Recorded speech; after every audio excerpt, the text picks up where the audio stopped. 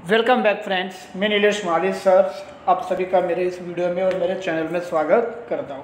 So friends, in the previous lectures we will discuss about our process of privatization and meaning and process of disinvestment in India. Now today we will start and discuss our next topics, process of privatization. तो दोस्तों, हमने last lecture जो था उसमें हमने ये देख लिया था कि डिसइन्वेस्टमेंट की जो प्रोसीजर है वो प्रोसीजर क्या है, तो वो प्रोसीजर्स के बारे में भी डिटेल में डिस्कस आज करना है अभी इस लेक्चर्स में, क्योंकि इसके अगला जो वीडियो था उस वीडियो में हमने ये देख लिया था कि किस तरह से डिसइन्वेस्टमेंट जो है वो डिसइन्वेस्टमेंट की प्रोसीजर शुरू हुई थी, meaning and process of disinvestment in India.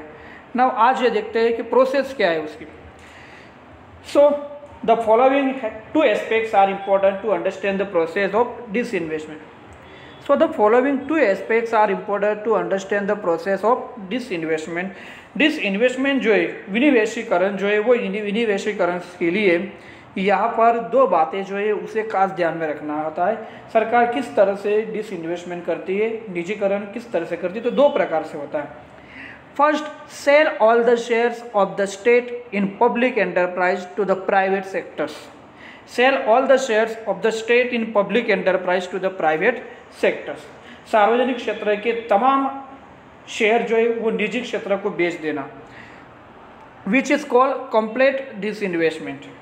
तो उसे संपूर्ण क्या कहा जाएगा, डिसइन्वेस्टमेंट जो है वो डिसइन्वेस्टमेंट के नाम से जाना जाएगा। मतलब पब्लिक कंपनी जो है, पब्लिक एंटरप्राइज जो है, वो पब्लिक एंटरप्राइज के सारे शेयर जो है वो सारे शेयर जो है या प्राइवेट किसी एक संस्था एक कंपनी को दिए जाएंगे। Sell some shares of the state in public enterprise. तो पब्लिक एंटरप्राइज के कुछ शेयर जो है वो शेयर क्या करने हैं यहाँ पर, प्राइवेट एंटरप्राइज जो है उसे कुछ प्रमाण में बेच देने। The private sector for example 29 और 49% which is called the partial disinvestment. तो ये कितने परसेंट बेचना, तो या तो वो 29% बेचना या फिर 49 जो है वो 49% शेयर करना, तब उसे पार्शियली डिसइन्वेस्टमेंट जो है वो डिसइन्वेस्टमेंट के नाम से जाना जाएगा। If less then 51% share are transfer to private sector then it is called minor disinvestments. ध्यान से समझ लीजिए कि अगर 51% जो है वो 51% से कम अगर शेयर जो है वो ट्रांसफ़र किए जाते हैं, so it is called minor disinvestment. तो उसे कम विनिवेशन या छोटे पैमाने पर किया गया विनिवेशन कहलाता है।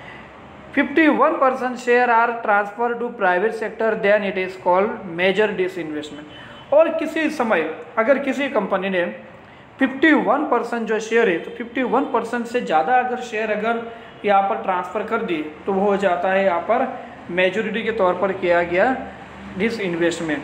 तो इसलिए वो जो डिसइन्वेस्टमेंट होता है वो मेजर होता है। अब देखो दोस्तों, 100% जो है 100% में से यहाँ बताया गया कि 29 या 49 जो है वो 49% का जो है वो एक माइनर मतलब कुछ प्रमाण में किया गया जो डिसइन्वेस्टमेंट है वो माना जाता है। लेकिन अगर उसी के सामने 51% जो है 51% या उससे ज़्यादा अगर हो गया, तो इसका मतलब यहाँ डिसइन्वेस्टमेंट या प्राइवेटाइजेशन का प्रमाण क्या हो रहा है, बढ़ रहा है। इस तरह से डिसइन्वेस्टमेंट सरकार कहती थी। तो गवर्नमेंट जो है पब्लिक एंटरप्राइज को डायरेक्टली 100% जो डिसइन्वेस्टमेंट है वो डिसइन्वेस्टमेंट 100% एक साथ नहीं करती, पहले छोटे पैमाने पर करती है। जैसे कि यहाँ दिया गया है फ्रेंड्स 29 फिर 49 और 49 के बाद अगर कोई चाहे तो वो 51% जितना कर सकता है। Besides owning public enterprise, the state also held control over certain areas of investment. सरकार कुछ उद्योगों की मालिकी रखती तो है और कुछ उद्योगों पर अंकुश भी रखती है। So beside owning public enterprise, the state also had control over certain areas of investments, certain area of strategic importance. कुछ सर्टन एरियाज में अगर देखोगे तो स्ट्रेटेजिक इम्पोर्टेंट होता है, उसका एक व्यू रचना के आधार पर उसका महत्व होता है। And public utility service were not open for investment by the private sectors.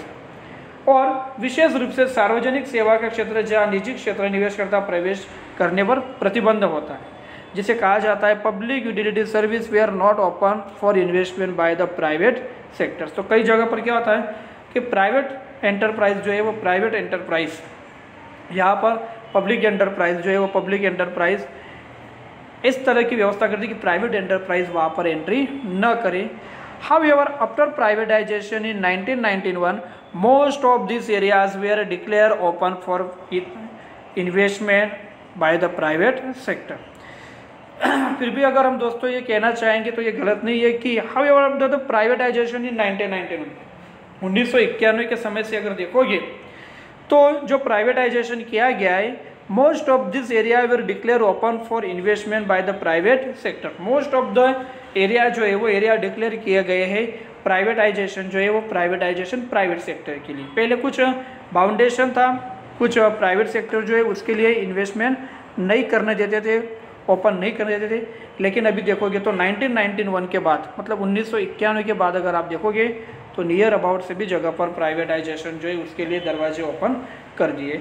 Like banking, education, communication, transportation are now open for private and foreign investment. आज अगर आप देखोगे तो हमारे देश के अंदर ही, हमारे शहर के अंदर कुछ बैंक ऐसे हैं जो विदेशी बैंक भी आने लगी। एजुकेशन के मामले में विदेशी फॉरेन यूनिवर्सिटी आने लगी। कम्युनिकेशन में कई तरह की वोडाफोन जैसी कंपनी जो है वो बाहर से आने लग गई है, Airtels. Transportation are now open for private and foreign investation. Transportation sector भी अगर आप देखोगे तो कई तरह की गाड़ी जो है वो भी बाहर के देशों से आने लगी।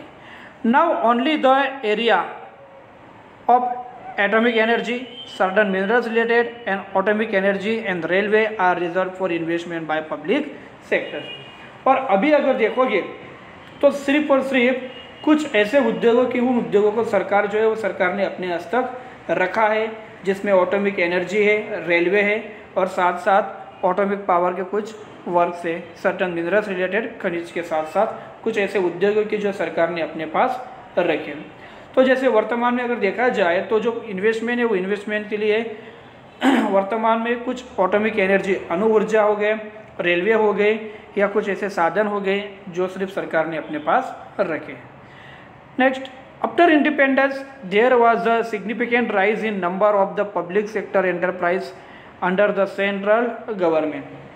आज़ादी के बाद अगर देखोगे तो आज़ादी के बाद के शुरुआत के इनिशियली कुछ ईयर्स में अगर आप देखोगे तो पब्लिक सेक्टर एंटरप्राइज जो है वो पब्लिक सेक्टर एंटरप्राइज ने सेंट्रल गवर्नमेंट जो है वो सेंट्रल गवर्नमेंट ने कई दरवाजे जो है वो खोल दिए, उसका विस्तरण बढ़ने लग गया।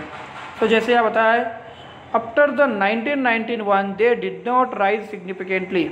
1991 के बाद अगर देखा जाए तो